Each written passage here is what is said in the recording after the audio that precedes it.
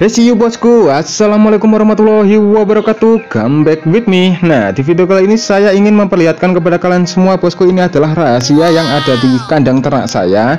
Ini tentang cara mempercepat agar unggas yang ada di kandang ternak kita itu cepat gemuk bos. Nah, ini sudah saya coba ini berbulan-bulan ya bosku. Dan sudah saya rekomendasikan dan saya coba di kandang milik teman saya, itu hasilnya juga sangat memuaskan bos. Alhasil dengan pakan seperti ini, entok ataupun ayam yang ada di kandang milik teman saya itu bobotnya juga meningkat bos. Bahkan produktivitas telurnya itu sangat bagus sekali. Masa sih? Nah, kebetulan sekali ada salah satu sahabat ternak kita yang bertanya bagaimana cara mempercepat penggemukan untuk hewan unggas kita tanpa campuran pakan pabrikan. Oke, di sini kita cari yang gratis-gratis ya bos. Tapi ini nickname-nya kok kayak gini lek mau coba kepiye ini bosku. Waduh, boyo diganti lah ya. Nickname mulu mas, aneh-aneh ya.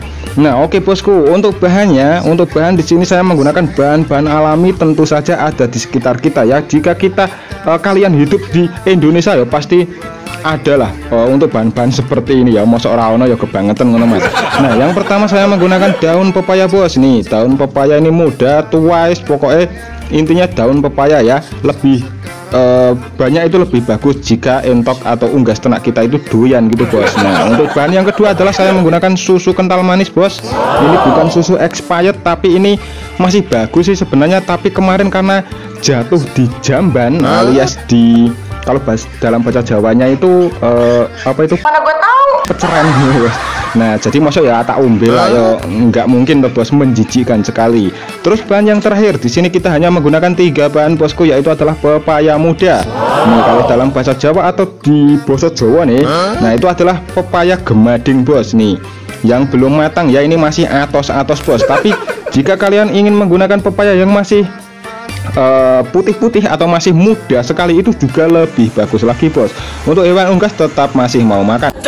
Ini sudah saya buktikan sendiri dan sudah dibuktikan oleh para peternak yang ada di daerah saya bos. Nah ini malah hujan bos, kita ngopi dulu ya, kita nganget-nganget badan dulu bos. Yuk mari ngopi-ngopi, karena situasi yang saat ini tuh udan terus ya bos. Salam serotop-serotop bosku.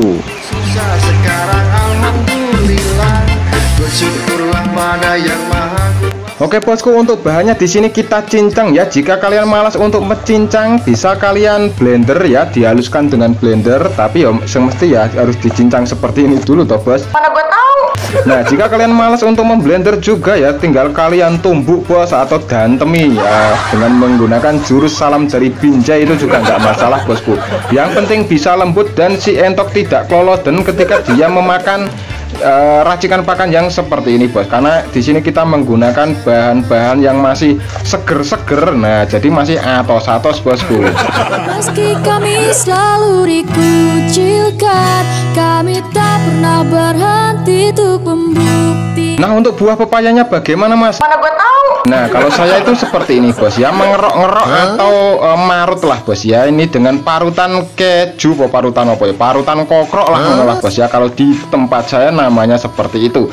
Nah dengan cara seperti ini untuk apa ya, tekstur dari pepaya muda itu menjadi agak lebih kecil-kecil bos. Nah ini sangat cocok sekali untuk pakan anakan ya, anakan unggas sembuh kuya, anak entok, anak bebek ataupun anak ayam. Yang penting dengan cara dikrok seperti ini, nah maka untuk anak unggas itu tetap masih mau makan bos, alias bisa memakan gitu ya, nggak kloloden atau nggak keselak-selak, nggak kesendak-sendak seperti itu bosku. Lah mosok mas hanya dengan pepaya muda dan daun pepaya saja unggas kita jadi cepat gemuk lah ya, mbok gajal dewe toh mas ya. Di sini saya itu sudah mencoba berbulan-bulan bos. Masa sih? Dan di kandang teman saya itu saya coba minimal 1 bulan itu sudah ada hasilnya bosku. Nah untuk kalau cepat itu ya nggak bisa langsung das-das gitu toh Mas ya, karena unggas itu hewan ya, dan kita di sini itu dolanan nyowo lah Mas, jadi ya nggak bisa kalau didas-das gitu bosku ya. Pokoknya toko gajal dewe lah nek ora percaya ya. Nah di sini saya campurkan juga dengan bekatul bos ya. Ini alhamdulillah kemarin dapat bekatul meskipun hanya 20 kilo bosku. Semprol kalau di sini nggak ada panas bos, terus bekatulnya itu masih langka. Nah jadi di sini kita irit-irit saja ya bosku.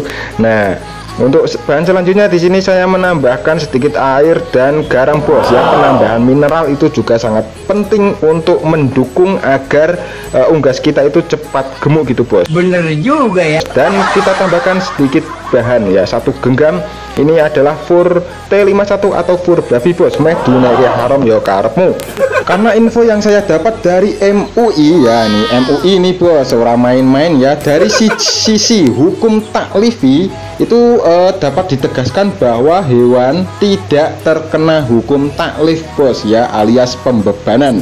Jadi tidak ada ketentuan halal atau haramnya bagi hewan yang memakan fur babi bos. Hukum taklif itu hanya berlaku untuk manusia karena manusia diberi akal dan untuk memikir lah bos ya, untuk mikir lah, orang menjari ini wes menep aku. Nah apakah penggunaan susu itu wajib Mas? Mana gue tahu. Tidak bos ya, dari awal sudah saya jelaskan. Di sini saya menggunakan susu itu tuh kotor bos. Susu itu karena susu ini itu masih bagus dan untuk akan saya konsumsi, tapi ndelalah tiba bos, alias jatuh di jamban alias peceran lah ya. Masa ora tak ombe Mas, daripada dibuang nganggur lah kan sia-sia lah, yang mending dikasih ke hewan ternak unggas. Ya untuk susu itu tidak wajib bos ya. Kalau kalian ingin mewajibkan ya malah luwih bagus bos. Nah untuk bahan ini itu juga tidak harus setiap hari bos, tapi untuk setiap hari itu jauh lebih bagus. Kalau di ternak saya itu setiap hari bos ya, intinya itu ndelok-ndelok sih lah bos ya. Kalau musim pepaya itu kan banyak sekali ya di kebun-kebun orang ya, maksudnya itu tumbuhan apa itu pepaya liar itu banyak yang tukul, nah banyak yang tumbuh, nah itu bisa kita manfaatkan. Bener juga ya. Jika tidak ada pohonnya ya wes mending dikasih seminggu sekali atau 3 hari sekali itu juga bisa ya. Nah ini sudah saya coba bos di sini dari sehari ya, maksudnya sehari-hari dikasih makan seperti ini itu juga pernah saya coba. 3 hari sekali itu pernah saya coba, 1 minggu sekali itu pernah saya coba. Tapi yang lebih cepat itu setiap hari bos. Setiap hari itu nggak ada 1 bulan entok ataupun ayam itu sangat antep ngono Mas ya. Ketika kita angkat itu antep. Untuk ditimbang karena di sini saya tidak memiliki timbangan digital, jadi saya tidak bisa membuat before afternya bos ya, mohon maaf bos. Punyanya hanya timbangan roti lah ya. Kalau saya menggunakan timbangan roti ya selalu dipakai oleh istri saya ya, saya diamuk ente-entean Mas ya, tiap malam nggak dijatah cuy.